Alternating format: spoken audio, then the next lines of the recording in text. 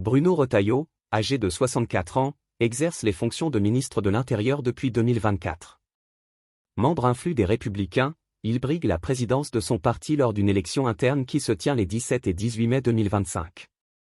Dans la phase décisive de sa campagne, il cherche à séduire les adhérents attachés à une ligne sécuritaire et souverainiste.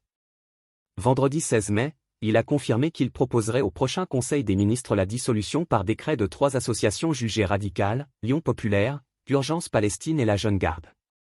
Le gouvernement leur reproche de provoquer à des actes violents et de prôner la haine, voire la collaboration avec le nazisme pour Lyon Populaire. Les démarches engagées depuis le 29 avril n'ont pas remis en cause ces accusations. L'annonce a suscité des rassemblements de protestation début mai, notamment à Paris.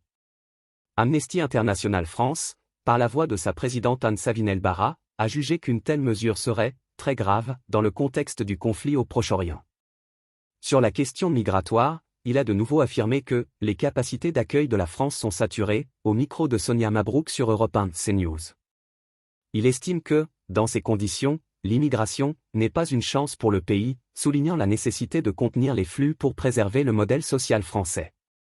Parallèlement, face à une série d'affaires d'enlèvement, Bruno Retailleau a décidé de réunir, vendredi matin au ministère de l'Intérieur, les acteurs du secteur des crypto-monnaies en France.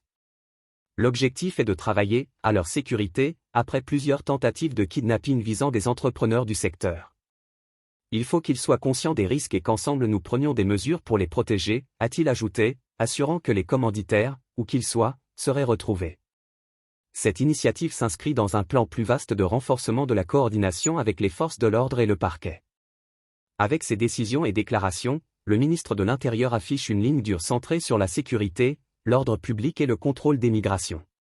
N'oubliez pas de liker, commenter et partager cette vidéo pour rester informé des dernières nouvelles. Abonnez-vous à notre chaîne pour ne rien manquer.